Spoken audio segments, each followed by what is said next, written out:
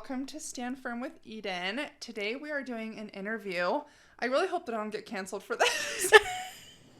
It's going to be good. It's going to be good. It'll be great. And we're going to be talking today about the LDS culture here in Provo, which is where we live. I'm interviewing Rachel, who is actually one of our team members. She does social media for the other host, but she's kind of involved, like, overarching social media. So if you would like to introduce yourself and kind of tell a little bit about you really quick, I think that would be cool. Totally. So my name's Rachel, born and raised here in Provo, Utah.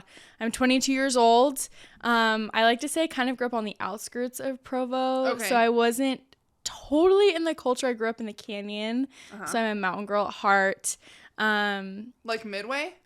Right below Midway, so near Sundance ski resort. Okay. Yeah, cool. So kind of on the outskirts from a lot of like really like tight knit culture. Yeah, but still it kind of bled into obviously where I grew up. Did a couple semesters at UVU. Now I'm just dental assisting, doing social media, and just figuring it all out. Yeah. Well, we're so happy to have you. Thank you. I'm so excited. I love being able to bring you kind of up to the face because you're always behind the scenes. Yeah. So, and I felt that like after some of the conversations we had, I was like, you would be a good person to really interview just to kind of get like an opposing view or just like a different view of how you grew up. Just because I think it's very unique. So yeah, guys, for those of you who don't know, when we say LDS culture, I just kind of want to clarify that LDS stands for Latter-day Saints, which is the end part of the main whole term of being Mormon. It's the Church of Jesus Christ of Latter-day Saints. So that's kind of just so you guys are aware, the acronym that we're going to be using is like the LDS culture. So the reason that I think the LDS culture is even a topic of conversation here is because Provo is different. Like, it's weird. And I came from Gilbert because I'm from Arizona, and I feel like it was very, very LDS there. Like, everybody was Mormon. I mean, I was raised in the church. I was born and raised, like, very, very cookie cutter the majority of my life. And even moving here, I realized, like, it is different. Oh, for sure. So different. And I also just, like, have to acknowledge the irony that we're drinking coffee as we're talking about this. We are. Yeah. Cheers. I at this point, I mean, I'm going to hell, so I might as well just enjoy the ride, I'll be there, right? I'll be right there with you. By everyone's standards. So I totally forget. Were you raised in the church? Or what's your story? Because it's different, though. Yes. It is a little bit different. I feel like most people... I was adopted, first of all. So I wasn't born into the covenant. Okay. So when... a man and a woman get married in the temple, they're sealed, they have a baby, they conceive naturally. Yeah. That child is born into the covenant. Yeah. Obviously, I was adopted, so I was sealed to my parents in the temple, and I think that had an impact in how I was raised. Okay. Because my parents weren't super cookie cutter, how they grew up, so that just kind of bled into how I was raised as well. So. Okay. When were you adopted? When I was a baby. Okay. Have you met your birth parents? I've met my birth mom. She passed away in April of 2013. And my dad, he could be anybody. We're not sure. We don't know. All right. Well, he doesn't deserve you then. Were you born here? I was. Yep. Okay. In Provo. So you were adopted, and then were your parents, we're just going to call the people that adopted you your parents, obviously. Yes. Were they raised Mormon too? They were. Okay. So they just happened to be not quite as traditional, you said. Yes. So... Yep. Just to kind of clarify, what would you consider to be like non-traditional? Totally. So I think obviously with different states, I think the culture is different when it comes to the church, and Utah is just so unique in the culture. Yeah. So just to contrast, I feel like here in Provo, I mean, this is obviously stereotyping, but I think it's accurate. Yeah. For the Mormon culture, you see a lot of families. Every Monday night, they're having family home evening. They're sitting down. Someone's assigned prayer, a song. Yeah, I did that. Everything. Yeah, a lesson. Totally. And that's true for other places as well. Yeah. But definitely very cookie cutter here in Provo and just Utah in general. You go to church every single Sunday. Most families growing up that I was around, they would stay in their Sunday dress all day. I think obviously that's personal preference for different families, but I saw a lot of that. They'd stay in their Sunday best, and they would just hang out at home. They wouldn't do chores. It was just a day of rest to worship, really glorify God, think about Jesus, which I think is absolutely wonderful. Yeah, I can appreciate that. And then Obviously they're not going out to dinner on Sundays or anything like that. And just no rated R movies. Lots of my friends didn't grow up watching rated R movies. No coffee, nothing. Yeah. So in the Jensen household, I grew up with a coffee maker on the counter because my dad would make a cup of coffee every morning. What? So I grew up around that. Oh, that's so weird. I know. Isn't that so odd? Weird. Super weird. None of my friends had that. Even my cousins were like, your dad has a coffee maker just on the counter? And just to like totally quickly, not really side note here, interrupt you, but it's like, I think people need to understand, like, why would you think that that's so weird? Yeah. You know, like, I think for a lot of religions, it's just like a common culture thing for people to not do stuff. But it's like, I think in the LDS church, like, we believe in something called modern revelation, where it's like there's somebody who's running the church and, you know, they receive revelation from God. And then that is then told to the people, and the people follow those rules, right? So to me, it's just so weird because one of those things was coffee, right? They were like, you know, we receive revelation and it's not good for you. So to me, like, in my head, if I'm in the religion, right, I'm like, oh my gosh, like, God told me coffee is bad. Like, that's why it's such a big deal. Or at least I thought it was such a big deal. And that's why I never touched it growing up. Because I'm like, God said this is bad. Like, totally. It's in the Word of Wisdom and in D&C, you know? So it's not good. And it's interesting because I'll let you finish. But I do actually kind of want to go into that a little bit. This is something that I don't know if we've really talked about. But anyway, continue. I just think people need to understand that it's very, very set in stone that God said these things. And that's why it is so important that you keep those rules. So it is crazy to me for people who like believed in their religion to still do those things. I'm like, you're just like choosing to not do what God said. I don't know. It's very strange. Totally. So coffee maker on the counter. On Mondays, I think maybe once or twice we had like what would be considered a traditional family home evening. But we would go on a horseback ride. We would do ranch tours together. Like, that's just how we bonded. We would talk about God and other topics like during those things. And that was our way of having a family home evening. And then on Sundays we would occasionally go out to family dinner, which you don't see a lot of that. That's not really considered keeping the Sabbath day holy. But we would do it every once in a while. And then even taking that a step further, if there's a big blockbuster movie coming out, because my parents both have full-time jobs, work through the week. Saturdays are ranch days, so we are working on the ranch all day, super, super busy. Occasionally we would go see a movie on a Sunday after church. When the theater was empty and we had the time to do it as a family. And that is so crazy to me. You just don't see that in LDS culture at all. And it is so frowned upon. And then as I got older, obviously, like I started to ask questions. My parents they really created a foundation where I felt like I could ask questions in regards to the church. And they wouldn't shun me for having questions. I love that. Or questioning certain doctrine or being curious about other religions. I had a Baptist babysitter growing up. Cool. And so just lots of exposure to other things. And it helped me have a desire to deepen my own relationship with Jesus, God, or whatever higher being there is, without feeling like I was being forced to meet a checklist or a standard within the LDS culture. Because I went to Girls Camp once. I never did Trek. Oh, really? Yep. I never did Trek either. I'm so glad I didn't do Trek though. Yeah, me too. So I was an athlete, so I was always traveling, and that was kind of my thing. So I missed out on a lot of the church experiences that I feel like most people experience. Like EFY, never did it. Same. Never did it. Nope. And I feel like everyone in Provo, they've gone at least once. Yes. And so when you don't go, it's kind of like, wait, are you actually like a 10 out of 10 Mormon?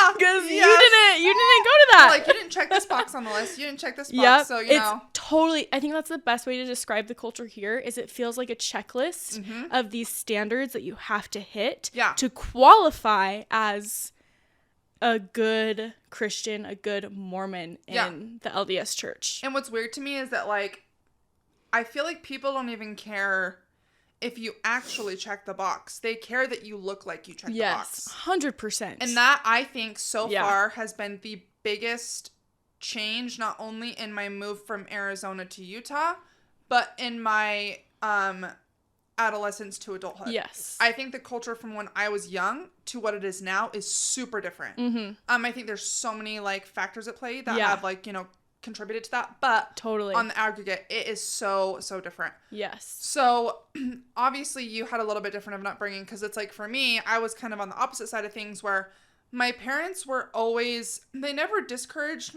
me from like asking questions, but it's also like when you're raised in when you're so immersed in it and you love it, you really don't have any desire to look anywhere else. Totally. Like my dad was like in Young Men's, he was in Scouts for a long time. He was in priesthood.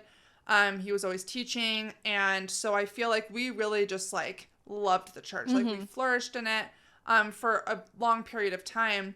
And so it's like we were very, Sundays, we didn't watch TV. We didn't go out to dinner. We didn't spend money. But my dad was very like, set on making sure I had a good education. Yes. And so I went to like very difficult schooling. And so I feel like I had no choice but to do homework on Sundays. Yeah.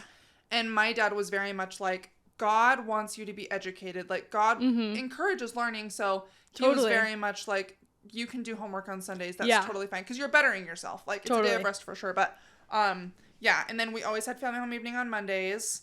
But again, that was only until I was probably about 16, where things definitely changed for our family. But, so how do you feel like your upbringing kind of influenced your friendships with other people in the church? And then as you kind of transitioned into adulthood, and you're kind of more so on your own now, how do you feel like that has had an impact? What are your thoughts on the culture now compared to what you used to think about it? And I know there was like that whole recent thing in like the BYU magazine that I want to touch on too, but just kind of your thoughts on how things have changed and how it's impacted you. Totally. I think growing up, it was confusing for me because I would look at my friends and they would be doing things so differently. And so I kind of felt like, well, God probably doesn't love us because we do things so differently. And my parents were so awesome. I mean, we went to church every Sunday, and they really just did their best to just lead by example of, we do this because we believe in Jesus, we love Jesus, and we just want to glorify him and worship him. Yeah. And my dad always told me, he was like, really at the base of every religion is the golden rule, treat others how you would want to be treated. And so that's really how I was raised in the church. And, it's just so fascinating to me because nothing was shoved down my throat at all. It was like, here's what it is, tithing, temple, everything. Ask questions and we will support you and help you build relationships with those principles if you want to. If you had told your parents when you were maybe like 12 or 13 that you didn't want to go to church anymore, how do you think they would have reacted? I think they would have been supportive for sure. I think they would have. Seeing that, to me, that's insane. Yeah. Which is it's so wild. But, like, it's a bad insane. Like, yeah. And now looking back, I'm like, no. Like, it should be your choice because... Yeah. Or else it's, like, not even... It's not as respectable to me. Yeah. Like, you choose it because you're consciously educated. You have consciously taken the time... Yeah. To make that decision. Totally. Wild. So, just so interesting. And I think... I was definitely a little bit of a troublemaker, a little bit of a rebel in the church. Not with any of the commandments, just with more of the cultural side of things. Do you feel like you were kind of in the middle? Yeah, in the middle for sure. And I loved the commandments. I still love the commandments. And obviously I'm an imperfect person. Yeah. So I stumble and I have to use the atonement and repent and rebuild my relationship. But on the cultural side of things, I've always been a bit of a rule breaker. When I was I was president of every young woman's class growing up. What? I would be asked to speak. I'm still salty about that. I was never president. And I was like, bro, I studied scripture so much. This is ridiculous. This is bullshit. Yeah, it was awesome because I feel like I was torn between trying to be cookie cutter, but also feeling like there was a whole other world and a whole other version of how I could do things, still keeping the commandments, but changing the culture within so it would be less toxic. And I remember there was one time where the young woman, I love that we would learn how to cook, we would learn how to sew and like do kind of more of those like housewife things. I'm totally not against that. I think those are great skills to have. And I think it's a lost art, honestly. Totally. Yeah. But I remember looking at what the boys were doing and thinking, okay, they're going hiking, they're going rappelling, they're going shooting, they're doing like all these other really cool things. I feel like there needs to be a balance of both. For sure. And I wanted to have an activity where all the sisters would learn like car maintenance. Yeah. How to change a tire, how to I'm so glad you said like that. jumpstart your battery. Like those important things that, yes, it's great when you have a boyfriend or a husband or a man to help you do it. I don't know any girls that know how to do that. Most girls don't know how to do it. Yeah. And I remember I like pitched that to my bishop and it was so frowned upon. Are you for real? And I was like, are you kidding me? Like, I love that you feel that way. There needs to be a balance of both. Like, I love the tradition of, yes, I want a husband that, brings home money, is a leader in the household. For sure. But I also believe that women can be independent in those things that are typically seen as just like guy things. For sure. And still have that male presence. I love that you say that because we are entering a new era, I think, of... See, this is like a phrase that I would so get canceled for, but I truly believe it. I think we're entering an era of like toxic femininity, actually. Yes. I know that like everyone says toxic masculinity, and I feel like I can say toxic femininity because I feel like I am a prime example of what somebody would consider to be toxic femininity. Yeah. Not because I feel like I don't need a man. Like, I would love a man in my life, for sure. But I think it's more of the idea that women feel like they don't need anybody. They can do everything. Yeah. And it's like, that's what happens, right, with cultures. We swing from one side to the other. We recognize that we're so far, so then we start to come back the other way, and then we hit the other side. And obviously, I'm so glad we have women's rights and all these things that have progressed. Don't need anyone or anything. Like, 100%. Humans are social creatures. We need people. Yes. And it's like, I think the aspect of that to recognize is someone like my mom, who when she and my dad got married, she was really young. She was 18. She had me by 20, and they got divorced when she was 25. And she was totally screwed because she'd never got an education. She was never taught how to do anything on her own. And to this day, I have seen her struggle in her life to get things together. Totally. Because she was never given a stable foundation. Yes. To, like, exist by herself. So it's like, I truly think that, whatever relationship you're in, it really does require two people who are independently functional, capable, and happy to come together, share those things, add to each other's happiness. But that doesn't mean you have to be, like, what we consider stereotypically, like, oh, I gotta be this, like, badass bitch, like, whatever. 100%. But so I think I love that you kind of brought both pieces, like, moderately together. Yes. You can have a man, but you can also do things that are going to be beneficial to you when you're stranded on the side of the road. Yes. Like, my dad taught me all those things too, right? Like, you need to know how to change your oil, change a tire, XYZ. And I think guys find that attractive, honestly. Oh, I totally agree. 100%. You know what I mean? Yeah. So I love that you wanted to do that. I think that's super cool. And my dad was in Scouts, so I was always doing all the stuff with them. And it was ironic because he would take them on 50-miler hikes, which they ended up stopping because they said that it was too hard. And I literally went on the hikes with them, and I would beat out the boys. Oh, I love it. And I love it. I also feel like boys need that stuff too because they're becoming so weak. So. Yes, I totally agree. So it's just all these weird things. And so I apologize for interrupting, but I just think that it's so cool that you recognize the power in women, but you also recognize the good in, like, almost the submission as well. Totally. So I think that's really where I struggled, is I wanted to change the culture because I could see just how toxic it was, especially with just how different my upbringing was in the LDS church. And I'm not saying that you should have 1 foot in, 1 foot out. Do you think people with the judged commandments? You for that? Oh, 100%. Yeah. Absolutely. Yeah. I think there's a difference between having 1 foot in and 1 foot out, actively breaking commandments that are sacred with no regard to, like, repent. There's a difference between doing that and recognizing, well, I'm an imperfect Christian that believes these things, has some questions, but is striving to learn more because I don't want to leave. Yeah. But I'm still curious and I have questions. Well, did you feel guilty when you guys would, like, go to dinner on Sundays, or what were your feelings about those activities that would be considered wrong? Totally. I think when I was younger, not so much, because I was so young, it didn't really click in my brain. Yeah. As I got older, though, I kind of sat there thinking, wow, no one else is really doing this unless they're, not members.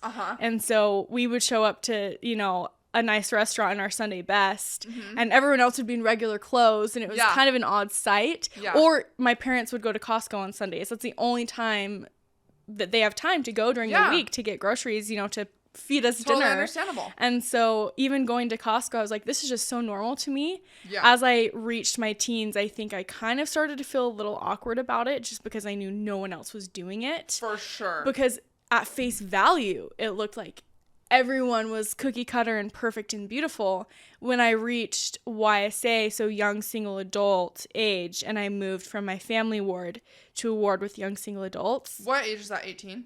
18. Okay. Yep. So right out of high school, I joined a YSA ward, and I started to pick up on other young adults that even if they grew up cookie cutter, they would go to Trader Joe's after church to grab some groceries. Dude, I swear to you, since so I moved here, because I grocery shop on Sundays. Yeah. Yep. Because in my head, I was like, well, Mormons don't grocery shop on Sundays. Yep. I swear to you, 90% of Trader Joe's is everyone after Yep. church. 100%. All of their church clothes. 100%. I'm like, what's happening? Yep. This is so weird. Yep. That just didn't happen growing up. Yeah. Like, it just did not happen. Totally. But at face value, people act like, oh, well, we don't do those things. Yeah. But then you see them at Costco on a Sunday afternoon after church. And to me, that's worse. I agree. Do it. I agree. And say that you do it. And own it. Yes. And own it. No one, I feel like that is where the culture gets so icky. Yeah. Is people pretend like they are fitting these standards culturally. Yeah.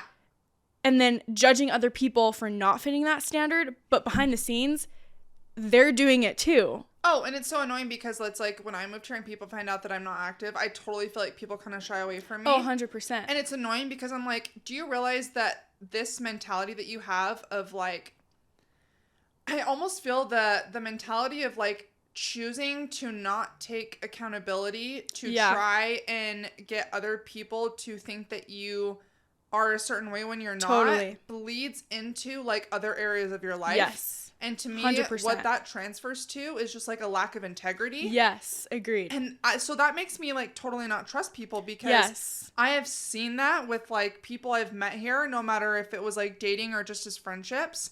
People who are like that, I have consistently found they are like that in other areas of their life. Yes. What I guess the term you want to say is fake, but it's like they don't take accountability for things. Yep. They love to like play the God card as if they use their religion as a reason for them to be better, to make excuses for their actions.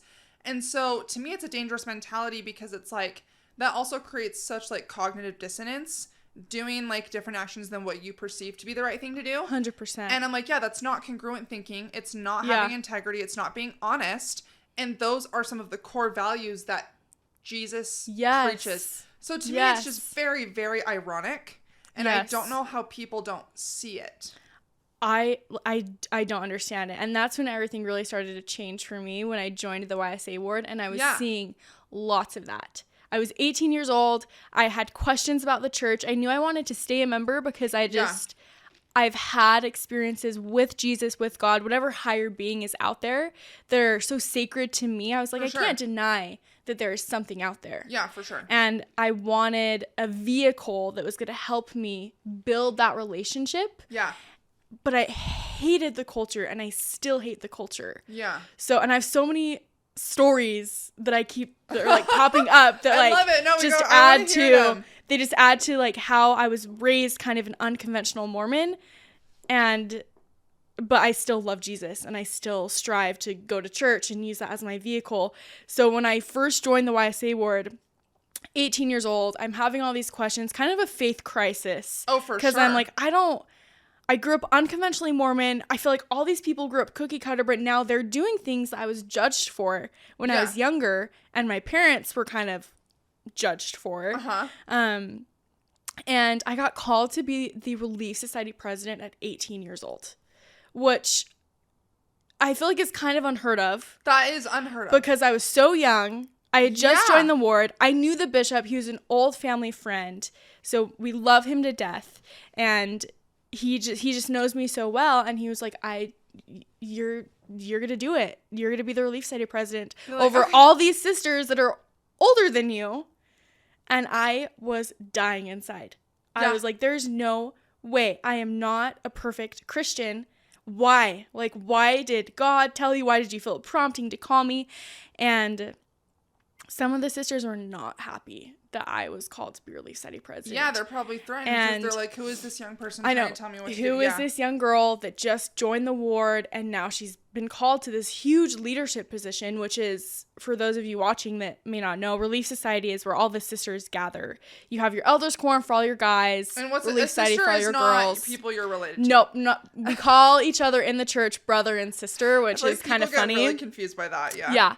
So that second hour of church is when you split off, and you'd go, all the sisters would go to Relief Society, all the boys would go to the elders quorum. And side note, I hate splitting off. I love being combined with everybody. Yeah, me too. I like being with the guys because I think you get such a different, rich perspective. Anyways, so it was so scary. And I remember sitting down with that bishop, and he told me one day, he was like, Rach, there are some sisters that are questioning you being the Relief Society president. They think you're too pretty, too outgoing, and not relatable. And I looked at him straight in the face and I said, Bishop, what do you want me to do? Yeah. Should I stop wearing makeup? Should I change my wardrobe? That's the dumbest thing I've ever heard in my life. Like, seriously, what do you want me to do? And he said, just keep doing what you're doing. And it was so frustrating because I sat there thinking, they have no idea how I was raised. They don't know my story. They don't know that I probably can relate to them in more ways than they think. But because of the culture at face value, we all like to pretend that we're perfect. Oh, yeah. So I continued with the calling, and it was so hard, and I struggled so much. It was probably the hardest church calling I've ever had. And the sisters finally came around, and I remember we were assigning ministering assignments, which is when you're assigned, I forget, I think it's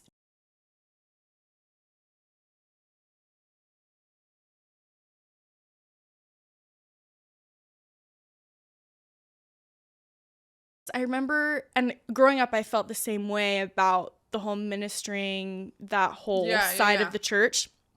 The thought of someone just showing up at your house to preach to you unsettled me a little bit, just because I was like, some people will take that and shove it down your throat. Oh, yeah. Like, you miss one Sunday and they're there. Oh, the home teachers to be there. Like, yep. Oh, yeah, they used to call it home teaching. Now it's called ministering. Oh, they don't call it home teaching anymore? No, they changed it to ministering. How long I've been...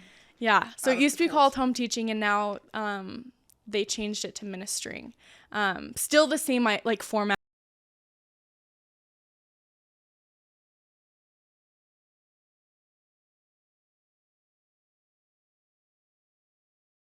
I would feel so uncomfortable having this one sister show up at my door with a bag of cookies, telling me, you need to come to church. Yeah. Are you doing okay? And trying to, like, intentions are great, but it comes off so, like, shoved down your throat. Yeah.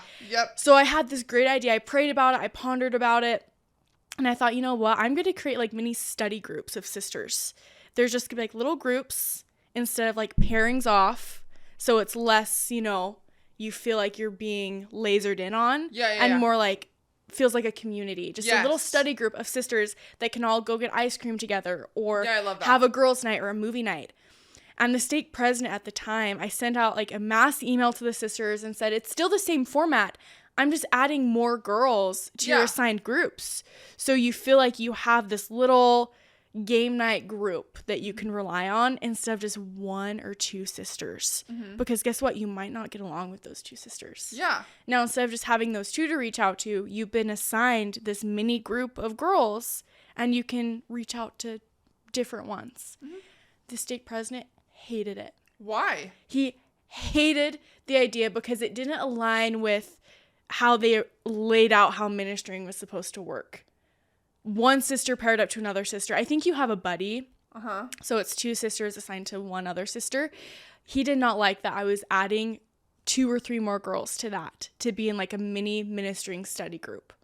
And instead of coming to me in person and saying like, hey, that doesn't really align like with our doctrine. It's not doctrine, but how they had laid it out. he told my new bishop, because my old one got released and we got a new one. And that bishop came to me and said, you can't do it that way.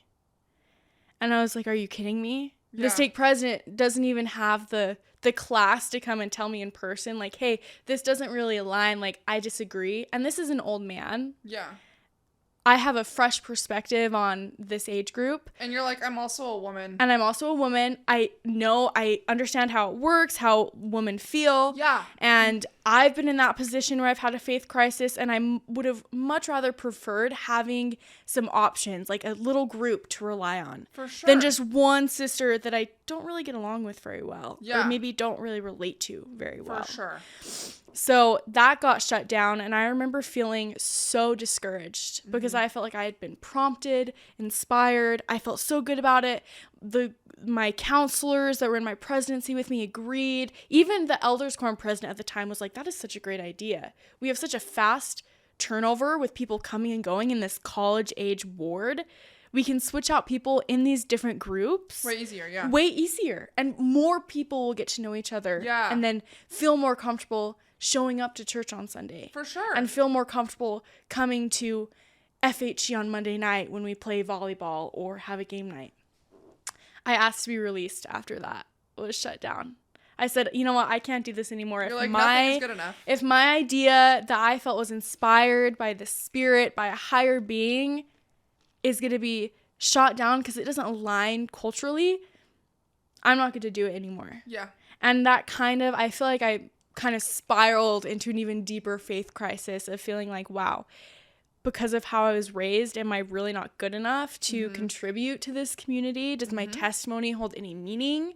Am I like what, I'm kind of a rule breaker with the culture, and I do that because I want to keep it real. I'm tired of people pretending to be someone they're not at church. Yeah. When I know they've done stuff Saturday night. Yeah. I'd rather them show up and say, you know what?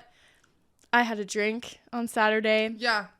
I know I'm not supposed to drink alcohol, but I love Jesus and I'm trying and figuring it out.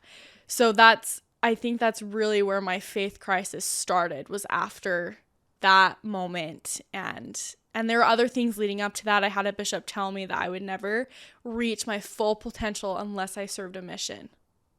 And so there are all these little things kind of leading up to that one moment as Relief Society president where I was like, you know what? I'm so confused by this culture because I feel comfortable with the doctrine. I love studying Jesus. I love going to the temple, but the culture is harsh. See, and that's what is so crazy to me is like, I think you and I have such different bones to pick with the church because yours is cultural. Mine is more doctrine. Totally. Just because it's like, to me, people establish the culture. Mm-hmm. And totally, if a religion is true, it's God that establishes the doctrine. Yes. So when I find problems with doctrine, I'm like, maybe this isn't actually from God. That's a problem. That's a problem for me. 100%. Right? 100%. And I think where the bridge comes with the culture and the problems I have is that I can confidently say that me and my family have studied the doctrine and studied the gospel more than 99% of the people my age out there. Totally. And so it really pisses me off, like, because I'm just so honest, I don't care. It pisses me off that people, like, choose to be disrespectful towards me about why I left. 100%. Like, if you want to ask, great. I'm not going to go around, like, talking about it just because I really don't have time for that. But it's like, if somebody wants to know and I tell them and, like, you want to choose to be disrespectful. Yes. Or just tell me to have faith, like, I don't have time for that because I'm like, to me, God wants me to educate myself. God wants me to be knowledgeable. And if I find things that are not congruent with what they say they are, I'm going to ask questions about it. Yes. And it's like, we have, like, my family and I asked questions to the stake president. They even wrote letters to the first presidency. Everything got so shut down. Because, and just like with your situation, if people can't, because the church is also a business, right? If you can't keep somebody in a box, you are a threat to them. Yes, 100%. It's literally like that movie Divergent. Like, that's really what I always think of. Yes. You know, like, your idea was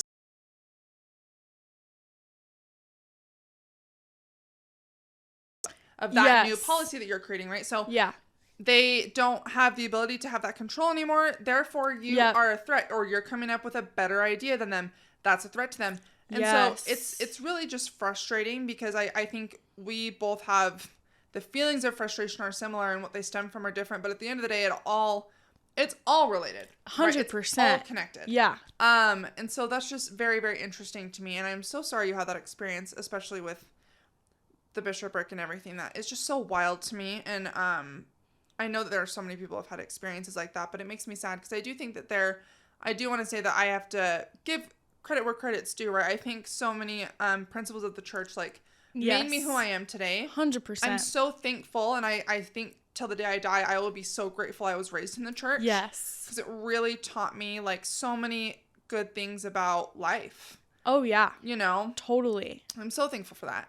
But, you know, you mentioned you went through that whole faith crisis, and then, you know, when was that, and what have you done from there? Totally. So I think I love that you bring up that you're more doctrine based, because I feel like I was reaching that point where I was questioning the doctrine, but because I was raised in this culture, I felt like I wasn't allowed to keep asking those questions. It's anti-Mormon literature. Yes. Yeah. Yeah. I'm like, so the truth? That's hard for me, because when I was having that faith crisis, and I still feel like I'm kind of in the middle of it, maybe not so deeply, but I'm still asking questions, because I do things that I think most cookie cutter Mormons, old school Mormons, probably don't do. When I was 18, I started wearing a cross necklace. And we don't worship the cross in the LDS church, which is fine, but I had such a connection to it, because I just thought, you know what, if this is true, and I feel that it is, that a man named Jesus was killed at Calvary on the cross for me, for my sins, I want to wear that symbol as a reminder of the type of person that I should be. 100%. Of the character that I should have, the values I should follow. Whether or not that's true, you know, who knows? I don't know. You know, I am not a god. I don't know all things, but it makes me feel good. So I'm going to follow that, and I'm going to continue to have a deeper relationship with Jesus. For sure. And for me, that meant wearing a cross necklace.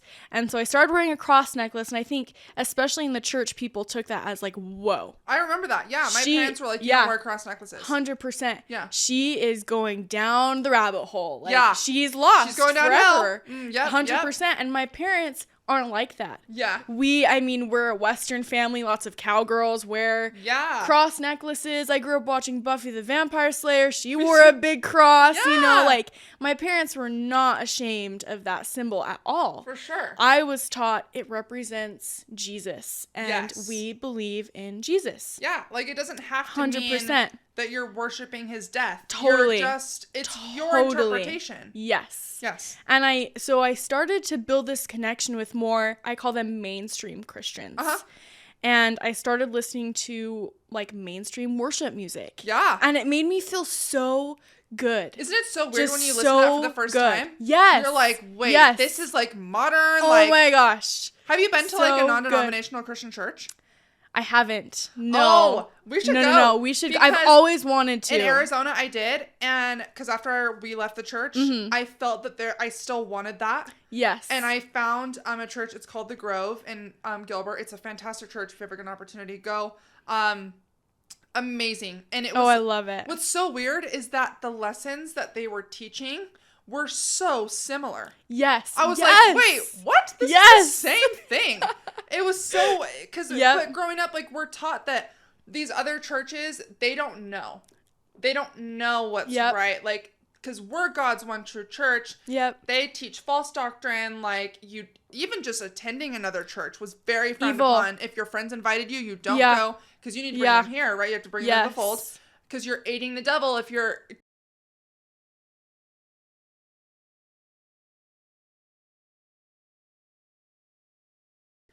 My entire life has been misconstrued completely. Oh, yeah. And I love the worship music. Oh, it's amazing. Love it. And I love that you can clap when you're done. Yes. That sounds so weird, but I'm like, dude, it's so good. I want to clap for you. I totally agree. Yeah. Yep. And see, that's how I was raised too. My dad loves, like, he attended Baptist churches and like where they would sing all this music. Even my mom, and I would say she grew up a little bit more cookie cutter than my dad. Yeah. And I mean, she went to BYU, graduated from there, and so just a little bit more.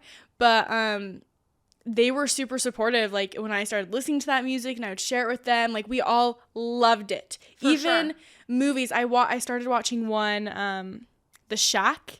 Yes. It's so I good. love that movie. It's so good. I love it. My parents love it. Good. And I remember I was in high school when that came out, right? And they brought it up in seminary and we're talking about it and just we're like kind of like, don't watch that movie. And I was like, are you kidding God's me? a woman or something? I love how they represent the Godhead, the Spirit, Jesus, God, and that God can be different people. Because in that movie, he's not just a woman. He comes back later as a man. Yeah. And I was like, I felt the Spirit so strongly in that movie. I cried. I did too. I mean, I loved it so much. And so for me, I was like, wow, am I a terrible Christian? Because I love that movie. I totally get that. And I love listening to worship music. Yeah. So here I was just kind of like going through the motions of figuring it all out, and I would get up and bear my testimony, and I knew that it was different from everybody else's because I'd be talking about the cross. I'd be talking about, you know, a Jesus movie that I had seen that I loved. Stick to the things that I know I actually believe in. And 100%. That's like the scary part, when you have to start thinking about things you can cling to. Yes. That's what really sucks, is you can't just start spouting off. You have to think like, crap, there's so much I don't believe in anymore. Yeah. I have to really try and find something that I can hold on to. Totally. And that's scary. So scary. Because like things just start to slowly disappear because you learn more and you get disconnected from it and you see more of truth of things until one day. Yeah. I mean, and that was it for me. Like, I got asked to bear my testimony of Joseph Smith and I got up and just stared. Oh. I couldn't do it. And 100%. I was like, well, this is it. That was it for 100%. Me. Girl, I have not read the Book of Mormon all the way through. Oh, like, I've read it through at least 5 or 6 times. I never felt a connection to it. Yeah. And, you know, I have respect for those that don't believe it, respect for those that do believe it, because I myself am on that journey of like, I really don't know. Yeah. I love reading the Bible. I'll read the Bible all day, every day. Yeah. The Book of Mormon, I just never, not once. Yeah. And I don't force it because I'm like, I'll pick through it. And if I like a verse, great. But I'm going to take baby steps to get there because I don't want to shove it down my own throat. For sure. But I enjoy reading the Bible. I enjoy learning about Jesus through other preachers, which is, that's bad. That is unheard of. Oh, that's not good. Watching other preachers talk about Jesus and all these beautiful, great things that we should be doing. Oh, that's evil. Yeah, right? And I'm like, that takes away so much of the beauty. Yes. Of the capabilities that word has on an individual. Oh, it's 100%. Like, yeah, when you take the idea of somebody else talking about Jesus, if it's not your own. Yep. And you just label it, right? You label it as bad. You don't give it an opportunity. That takes away so much of the beauty and possibilities that you have to make further connections. Yes. And totally. I totally agree with that because it's like, for me, I think the Book of Mormon and whatever religious text, I think that the brain is a very powerful thing. Mm-hmm. I think a lot of like the things that we feel sometimes are, I don't want to say placebo because I don't want to make it scientific, but it's like you can feel those warm, fuzzy feelings. You can feel the spirit in any situation, and for everybody it's different. 100%. I think that the Book of Mormon, I have totally felt the spirit when I've read it. And I've felt the spirit when I read the Bible. I feel the spirit when I'm also in nature on a hike. Yes. You know what I mean? 100%. So I think I believe more in like the power of the universe now than I do in like the Judeo-Christian God that we've created. But at the same time, I think Jordan Peterson said it best. Somebody, because you know who he is, right? Yeah, I love Jordan Peterson. So if people don't know, he's a very, very famous, well-known psychologist. But he's, I would consider him kind of like a Christian apologist. Like he very much so advocates for Christianity. Yes. I mean, why we need it. Because I think when it comes to like science and philosophy, we've kind of started to talk about how like religion is bad because and to an extent rightfully so because it's really that's kind of why slavery happened. Totally. So let's be honest. But somebody asked him and they said, do you believe in God? Yeah. Because he always kind of skirts around the question. Yes, he does. And he always says the same response. He said, I act as if he exists. I love that. And I love that because at the end of the day, I know full well that this could 100% be it. I know that there is a chance God is not there, that there's nothing after this. I know that. Yeah. And I know that the sermons that I hear on Sunday at a non-denominational Christian church, because of what I learned about like facts and history, I know some of the stories in the Bible are totally false. And I don't care who wants to argue with me on that. Some of them just didn't happen. But I just act as if sometimes they are. I act as though God exists, and I choose to take away from certain experiences, even if they don't maybe scientifically match up. I just choose to take away the emotional experience. Yes. Because that's really all I have left. I'm like, I know, I almost know too much. And that's like questions, people actually ask me that a lot. They're like, do you wish, if you could go back, do you wish you didn't learn everything that you did? And sometimes I feel like, sometimes I wish I was still in this little bubble. Totally. But because I feel like I have a lot of integrity as a person, I would have fallen away from the church by now because of the culture. And I don't align with the values that the people are living. Yes. In terms of being like double-sided. Yes. So it's like, I don't know. I think my whole point is that like you can take away whatever you want from anything in religion. And it's like,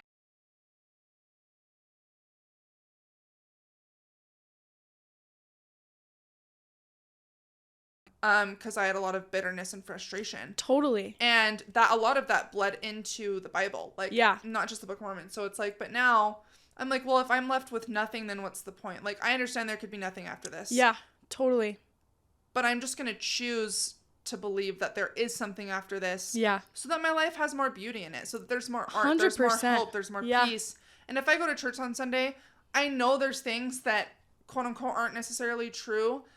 Fact-wise, but I can still receive a message about being a good person and whatnot, and that's for me what I have to choose to take away from it, and that's my decision, that's my choice. Yeah. Because I either choose that or I choose nothing. Yes. At this point in my life, and so I can choose to appreciate that for what it is. Yes. And I love totally that. Feel like that was kind of a long tangent, but I just kind of wanted to get that off my chest. Oh, I love that so much. And I feel the same way. Yeah. Because it's hard. It's so hard. You feel like stuck, right? But you're like, well, if I leave, then I feel like I don't have anything. But you're in it. But you also feel like you don't fully belong. Yes. And so I kind of started to reach out to other outlets. Like I would listen to other Christian other Christian figures that are, pretty popular that I felt like were saying really beautiful things. People like Jordan Peterson or like Sadie Robertson, I love her. Like she's beautiful. There's this OG Duck Dynasty. yes. I love that show. So good. So good. I would laugh so hard every week. They are wonderful Christians. Love them. And I feel like I felt because I was born and raised in the Mormon church that I had to shun them or judge them because they're not Mormons, but they're still Christians. Yeah. And I love them, and they are better than some of the Mormons I've met and grew up with. And so that's where I get a little bit stuck because I love other Christians that aren't, Mormons because I think that they have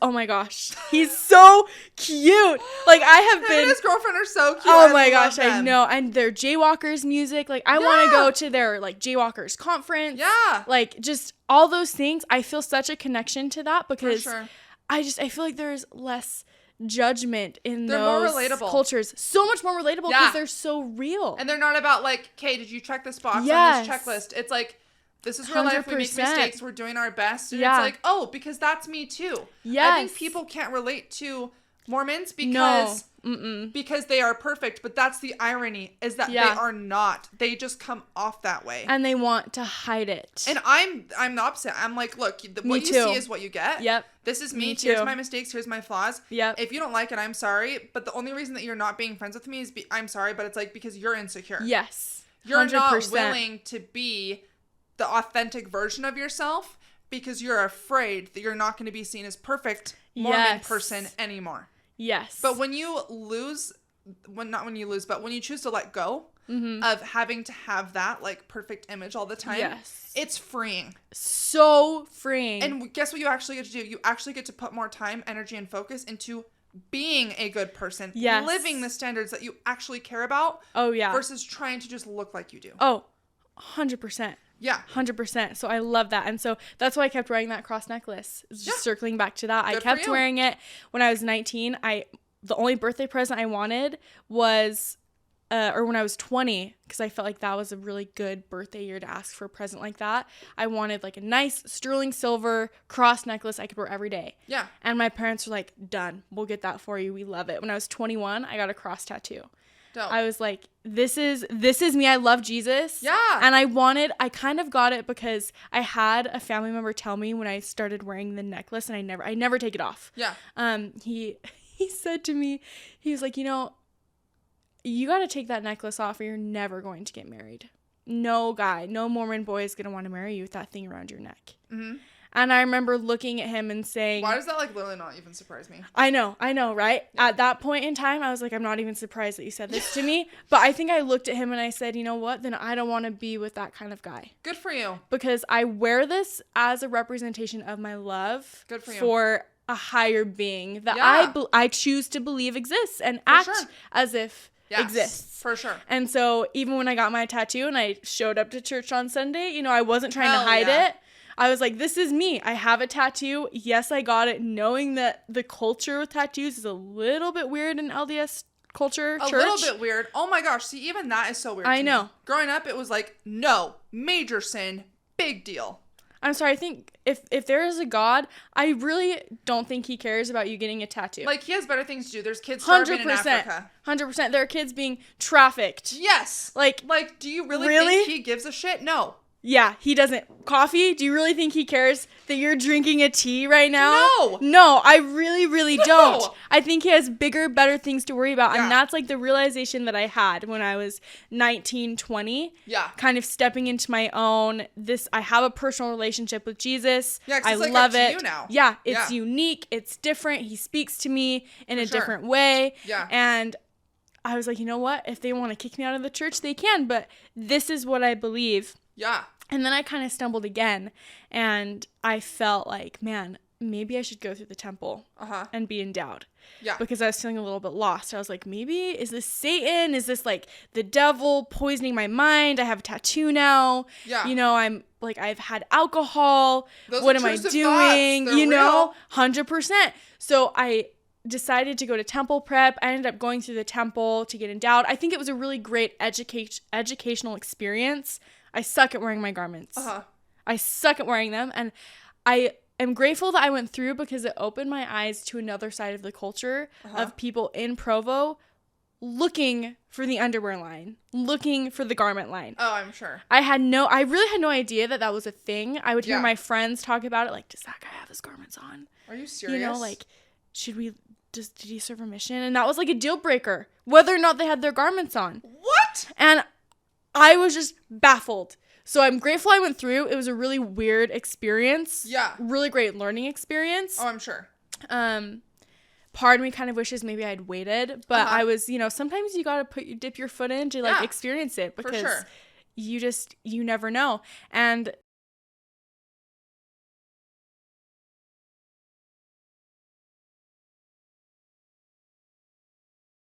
garments. Oh yeah. So fascinating. So yeah, it's just such a weird culture, and I feel like I'm still in the process of loving going to worship. There's this thing called warehouse worship, and they do like Christian music, mainstream Christian music. People from all denominations show up, and they do it here in Provo. And so I would go to that because I felt the Spirit more at that than I did sitting in church. I have like such a good idea. What is it? What if we like go to church tomorrow? I got invited to a non-denominational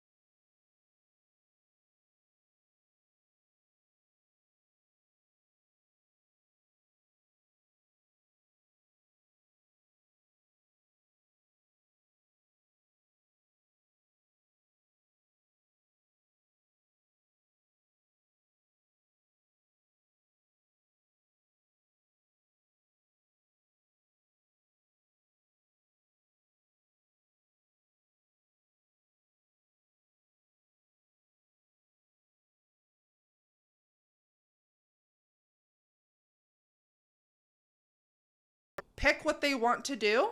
And they just 100%. Don't care. Like, there's a famous influencer here. She, like, posted something on her story. I kid you not. It was the weirdest thing.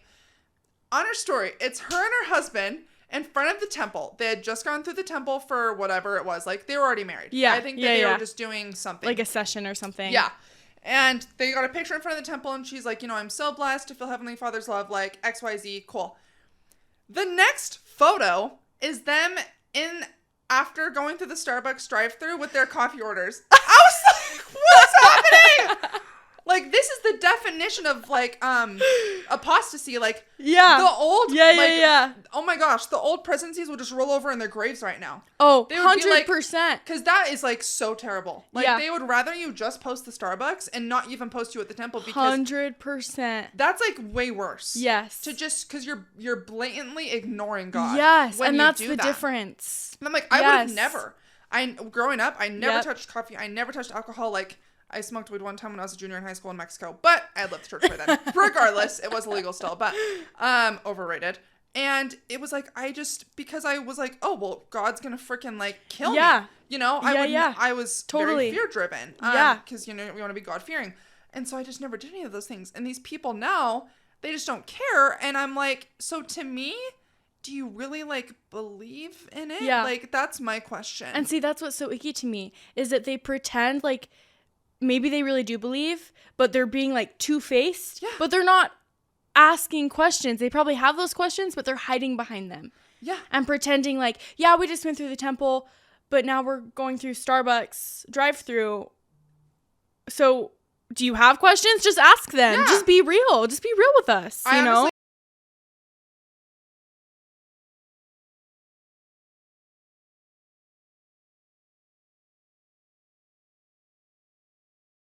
But the church recognizes that people want to live their life the way they want to live it. Yes. And the church is slowly accommodating. But they've been doing that since, like, the 1950s. Yeah. They are just, like, 20 years behind everything. So it's like, we saw that with blacks in the priesthood. We're now seeing it with gay people. Yep. 100%. They just follow the social things. And I guarantee you they're going to come out at some point in the next 5 to 10 years and say coffee's not bad for you anymore. Yeah. And it's just funny because they don't want to lose members. So they're just going to accommodate. Totally. But then if you accommodate, I'm like, that's really... Is that really, like, God's church? Exactly. I don't know, no, I feel that. I feel that in my bones. Is what just really makes me like, are you guys dumb? I don't know. It's really hard for me because to me it's so clear and obvious. But, like, just a funny story. Like, there was a party at my house in May. They were like, we're going to do... So I have a duplex. Uh-huh. So I, like, rent out the other side to, like, a bunch of guys that go to BYU. Uh-huh. And they're all LDS. Although, like, half of them have tattoos, but whatever. So... We're literally, like, having a party, and I was responsible for drinks. And so I was like, how many sodas should I get? Whatever. They're like, we don't really care. Just, like, get whatever you want. And I'm like, okay. And because I don't really drink soda, but I go to the store, and I called one of them, and I was like, hey, I think everything that I need. I just don't know how many people are going to be coming. So, I just told him, I said, here's what I got.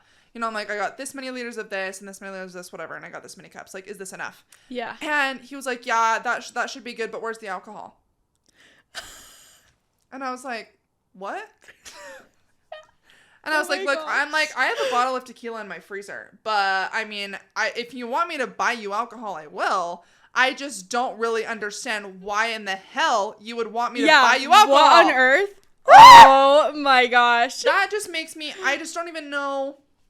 I'm like, I can't even have a conversation with someone like you about the church because there's no point. Yeah. I'm like, you don't stand 100%. For anything. To me, that's how I feel. I'm like, you don't stand for anything. You don't care. You just want to do what's going to make you happy. Yep. And then you're going to do what makes you look good. Yep. You're going to do both. And then you're going to say that you're living in a good life. And then judge other people for doing the things that you're doing behind closed doors. Yep. And then I get judged because I don't go to church on Sundays when they do. Mm-hmm. So it's just such a weird culture. And it's like, I do think that there are definitely some people that live it, and that's fine. 100%. That are super cookie cutter. That is good for you. Like, I also don't want to discredit those people. I know so many amazing people who are in it. Totally. I do think that it can make people really close-minded. Yes. I, for sure, when I was in it, was way more judgmental. And I feel really bad. Me too. And I'm like, dang it, Eden, like, why were you like that towards some people? And it makes me mad, because I'm like, at the end of the day, like, we are all people, and the last thing God tells us to do is judge others. But that culture is very conducive to making you judgmental, because you are taught that you are part of the one true church and that everyone else is the problem. and that it is your job to bring them into the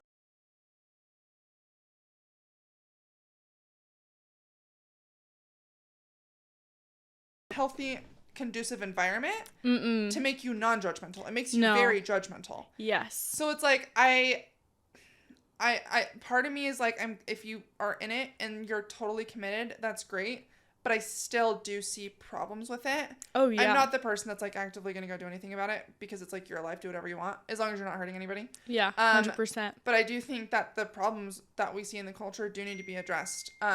Which unfortunately I don't think they will, because I think the church is just going to cave. And they're just going to continue to like morph quietly with them. Like, it's not a big deal. Yeah. And I'm like, does anyone else like see that? Bothers me. Yeah. It bothers me so much, because I feel like up on their high horse, they have this foundation, like, marriage is between a man and a woman. Bam. That's what we believe. And I feel like with the whole BYU magazine. Yes. Go into that a little bit with me, because I think my dad flipped. I called him and told him about that. Yeah. And he was like, there's no way. I said, I swear. And he was like, he just starts dying laughing. And he's like, Linda, come here. My stepmom was like, you have to hear this. She was like, I don't believe that. No, I'm like, no, I swear. Like, they were just in shock. So remind me, it was a BYU magazine, and they were talking about the LGBTQ and community. They had like some company or some type of group, right, that was like on campus to support them. Yes, and hand out. I feel like they were handing out condoms. Yeah, that was on the magazine thing. They were handing out condoms and teaching them oral sex, like how to do that. Yes. I'm sorry, I don't care if you're straight. Like, that's 100%. That's not necessary. Yes. I think there are other sources that you can use to do that. 100%. People close in your life or whatever. And so it's like, that is just so weird to me. And it is ironic, because back in Gilbert, we have some friends who had kids before I went to college, had kids that went to BYU, and they were pissed that they went to BYU. And I was like, why are you mad that your kid went to BYU? You're a freaking Mormon. Like, what do you want your kid? And they're like, no, BYU is so liberal now. And I'm like, no, they're not. That's the dumbest thing I've ever heard. Yep. And then I went to a private Christian college in Phoenix, so I wasn't at BYU. But then I moved here, and I'm like, oh my gosh, it is so liberal. People here are so liberal. So liberal. How weird. Which I feel like there are some things, I don't care if you're liberal, whatever. Yeah. Just do no harm, take no shit. If you're not hurting me, I don't care. Yeah. I think morally there are good things, bad things, whatever. But I feel like some of the liberal ideology doesn't really align with Mormon ideology. And I'm not saying every Mormon is conservative. Yeah. But on the aggregate, I would say a good majority of LDS people are conservative. Yes. 100%. So as somebody who is LDS, like, you see someone or you see a community becoming really liberal, you scratch your head, you're like, what's happening? Like, totally. What is going on? It feels like it's a lack of integrity within this congregation, this church that because is they want to gain social mileage out of it. Yes. Well, it's like, I think people need to understand too, and let's just clarify it, that the LDS church does not support LGBTQ. And so that's why it's like so weird. Yeah. To see that weird on their campus. Super weird. You're like, what? Yeah. And I think they have a pride flag up somewhere. So it's just very strange, but that's like a prime example of how 100%. They're shifting to, accommodate to the culture. Yes. Yeah. And I think the first presidency, my dad and I actually talked about this after I told him that you posted on your story.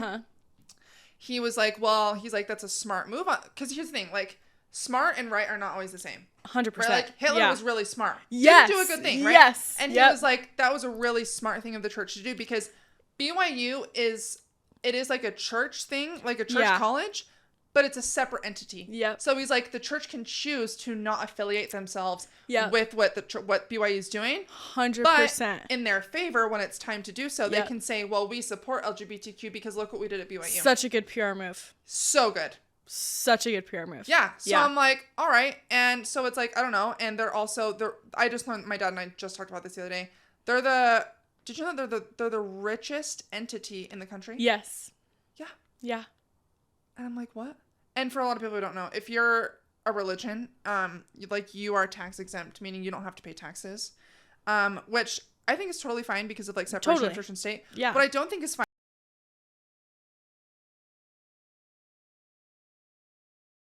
That is the nicest mall in the state of Utah. And you don't have to pay any taxes on that. Yeah. But it's a business.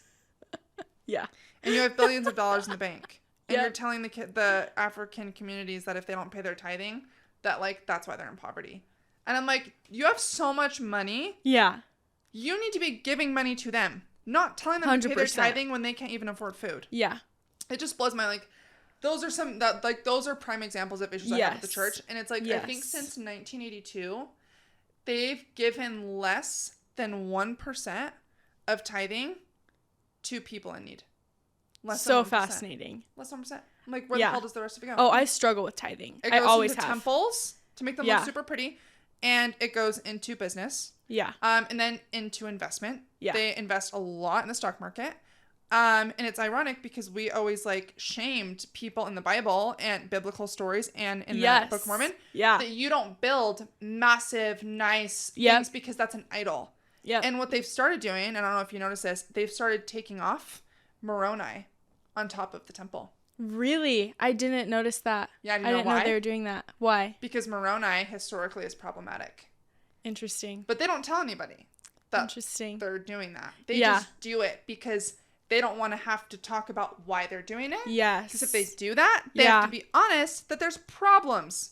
Very apparent problems. Yes, and they don't want to do that. No. Nope. So it's like all of these things happen, but I'm like, if you just keep sticking your head in the sand, you have no idea. And guess what? When they do decide to come out with something that talks about that, if they ever do, you will believe anything they say because you haven't been paying attention. 100%. Yep. 100%. It's like, now I'm not anti-vax, but when the president came out, the prophet came out and said like, you should.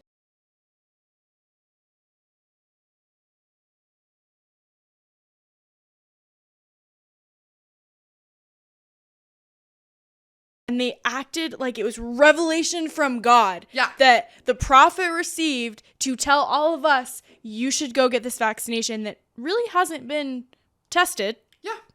And I sat there thinking, well, I really would rather not get it. Yeah. And just wash my hands a lot and just be really smart and conscious about what I'm doing. 100%. I did not feel comfortable getting it for my own, personal reasons.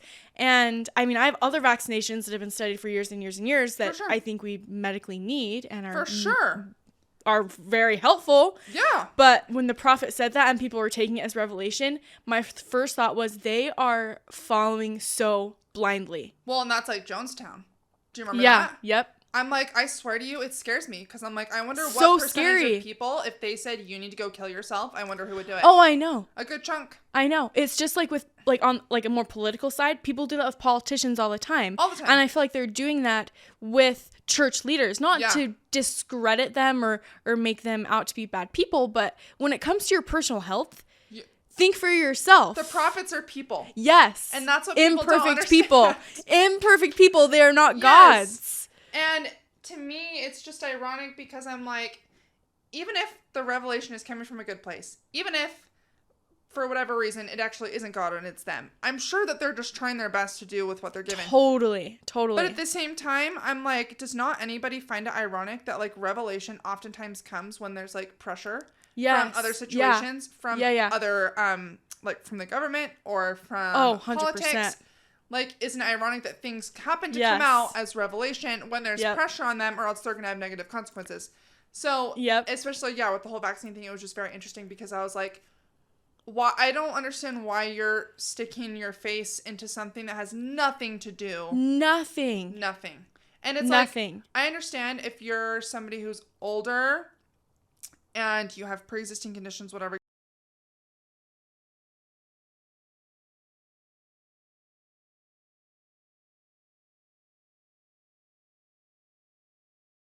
Go off of the prophet's word only as your deciding factor. 100%. And to me, that's just common sense. Oh, agreed. Yeah. But it's like people, they can't think for themselves. No. They rely so much on the people of the church and less on their own relationship with a higher being. And I think God would like shame people for doing that. Yes, I agree. I think he'd be like, why aren't you like thinking for yourself? Oh, 100%. Like, I gave you a brain for a reason. Yeah.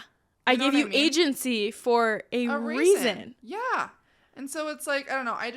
A lot of times I'm like, if we just like cut out all the noise and you think about Jesus himself and what he did, are the things that we're being taught to do, are the things that we're doing, are they aligning with how he acted and how he taught? A lot of times it's no. So it's like, especially with the culture, So I'm like, at the end of the day, cut out all the noise, really try and think to yourself, am I just being like Jesus? And I love that I feel like you've really taken that approach. 100%. That is my whole foundation, is just I want to be like Jesus. Yeah. His character, his values. That's why I love shows like The Chosen. Yeah. Because I feel like he's represented so well, and just for sure. the type of human being that I want to be. That's why I like movies like Jesus Revolution. I don't know if you've seen that one. I think it's Jesus Revolution. Jesus Revelation? No, Revolution, I think. It's about during the Vietnam War, during the 70s, this big Jesus movement that was happening, and kids were turning towards drugs, alcohol, like all these negative things that are bad for you, for truth and for comfort and community. There was like a preacher that came through California, like around San Francisco, and he was just preaching Jesus and talking about the good news of Jesus and the word, and just coming together in love and light, and the kids started turning towards that rather than the drugs and the hate and the war and all these evil things. And I'm sure the LDS Church would not endorse that movie or want people to watch.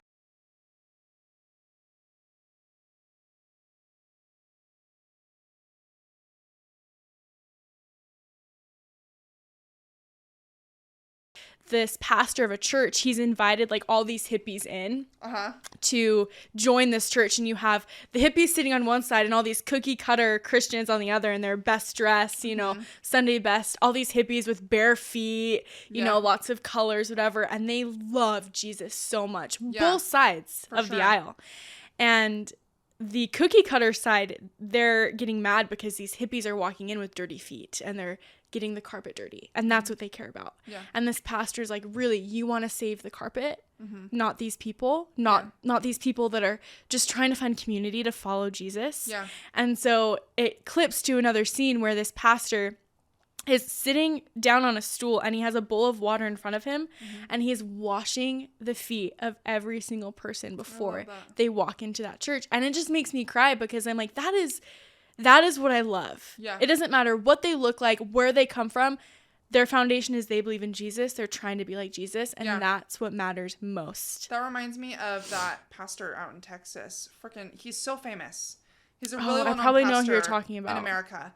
And he got so like blasted because of that. I think it was a hurricane, or there was something that happened. And I want to say it was in Texas. And he, there were people that were homeless because their homes just got wrecked.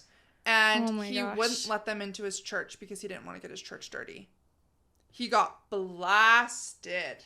And then I think soon after that, he let them in. Because people were like, this is ridiculous. Like, you claim to be so like Jesus, whatever. 100%. And that's another thing, too, is I'm like, look, if you have like a space, you want to keep it clean, whatever. Totally. But if you're going to make claims that you are like this person, or you are doing the things to be like this person, you better like put your money where your mouth is. Oh, 100%.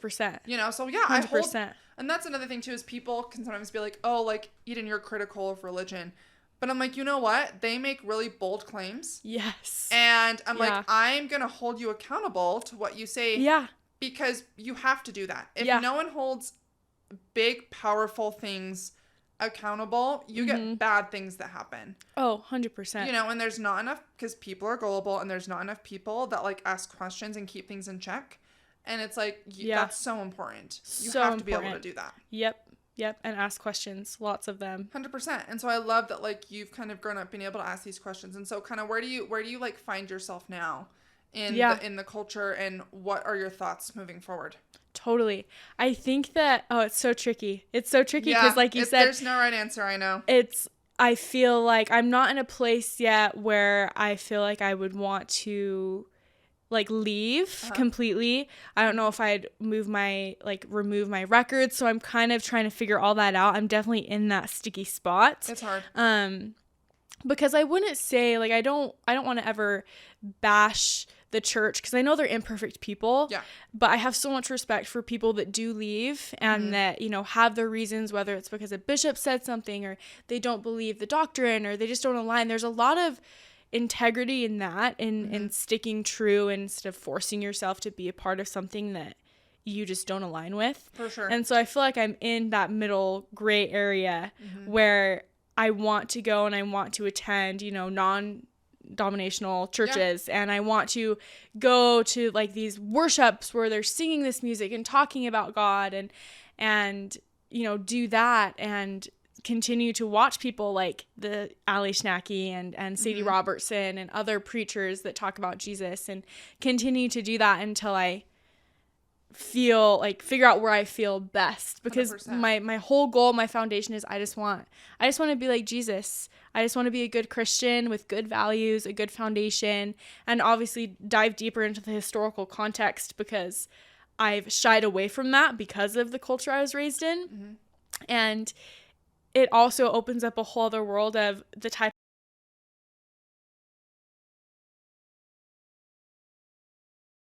of someone that's gonna get mad at me for going to Starbucks every once in a while while he's chugging Monsters every other hour. Oh yeah. You know, and I don't want someone that's gonna look at my tattoo, my little Jesus tattoo, and be like, really, seriously? You want someone else who's gonna be like Jesus too. Yep, 100%. Someone whose main focus is, you know what, I just want to be like Jesus. I don't know. I want to love you. If there's one, I want to love you. I don't know if there's one true church, because you know what? I love all Christian religions, because they all want the same thing. They just want to believe in Jesus and spread the good news.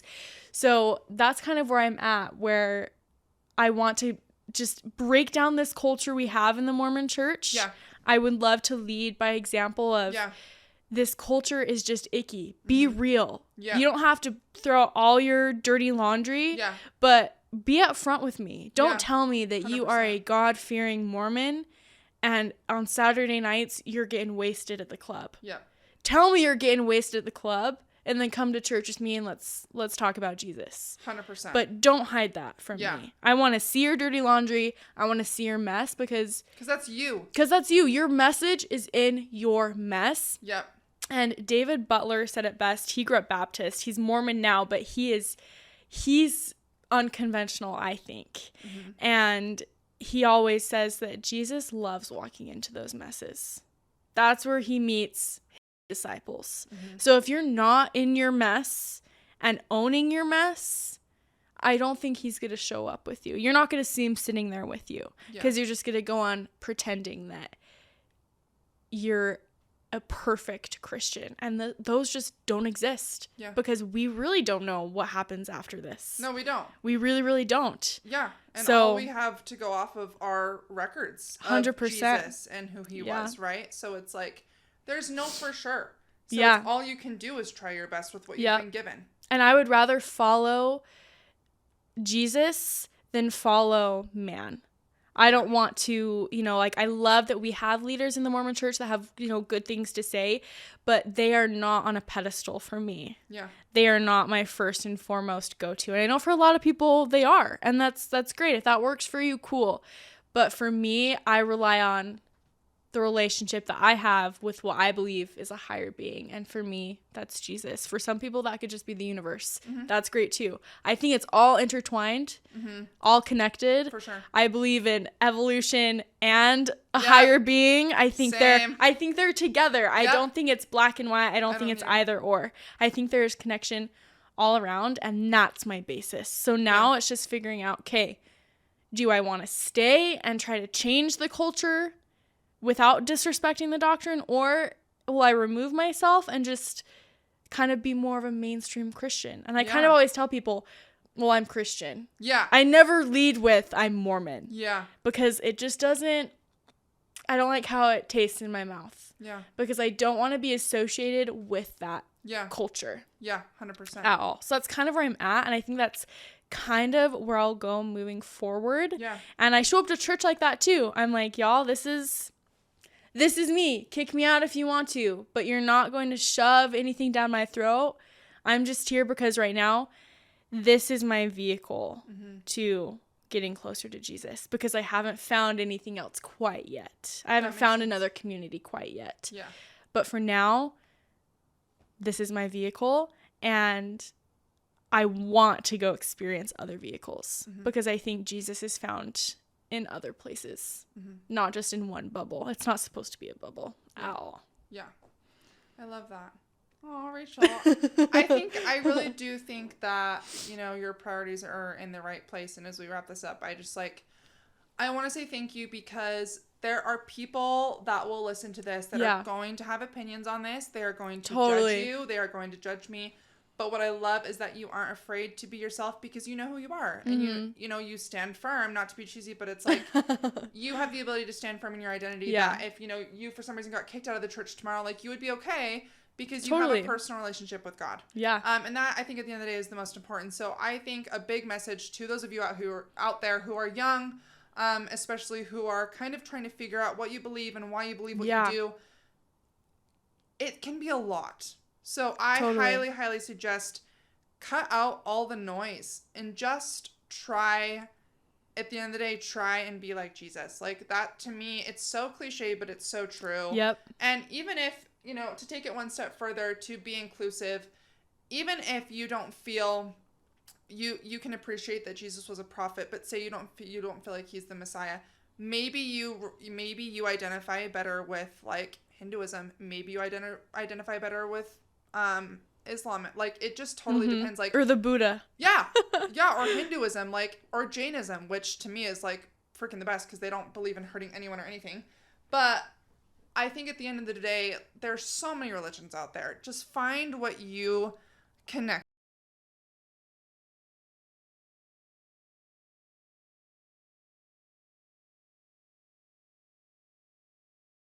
Serve others. And I think at the end of the day, when you're young, it is so much pressure to feel like you have to know what you believe in terms 100%. Of that. But I do think it takes you stepping outside of what you've been raised in to kind of step back and look at everything and figure out for yourself. Yes. What do I connect with? Totally. And kind of go from there. And I really encourage everybody to go on their own faith journey because mine came so unexpected and it was so hard for me. And I wish I would have taken the time earlier in my life to really establish, I believe in this because it was always, I believe in it because that's all I've known. And so I think there's a major difference there. And I think your faith gets so much deeper, so much stronger when you go on that faith journey and you put the work in alone. That's with everything in life, whether it's your health. When you put the work into something, the results are so much greater and they're so much richer. So I think that's a very important thing to remember too, especially the younger audience, that it can be a lot. So just hone out the noise and just really try and focus on one thing. Who do you connect with and why do you believe in what you believe? So good. I love that. Just nail down your values. Yeah. And stick to them. And that might lead you, like you said, to a different religion or a different belief in a higher being. Yeah. Whatever it is. You just gotta. I think it's beautiful. Bit, you know? Yeah. Yeah. And not be afraid to step outside. Yeah, because it's gonna be okay, and there's always gonna be people that will catch you. Oh yeah. But 100%. Thank you, Rachel, for coming on. Thank you. This was kind of like a last minute thing, and I just feel like we had a conversation about a couple things, and I was like, I just want to talk more about this, and I would love to kind of stay tuned on like your journey and just kind of see where it takes you because it's just everybody's journey is so different, so different. So I want to say thank you for being willing to be vulnerable and come on here. So it's been awesome. So guys, fun. We're so excited to be launching this content soon. We're hoping in just the next couple weeks. So stay tuned. There's going to be a lot of good things coming, and we will keep you posted. Love y'all. See you later. See ya. Bye.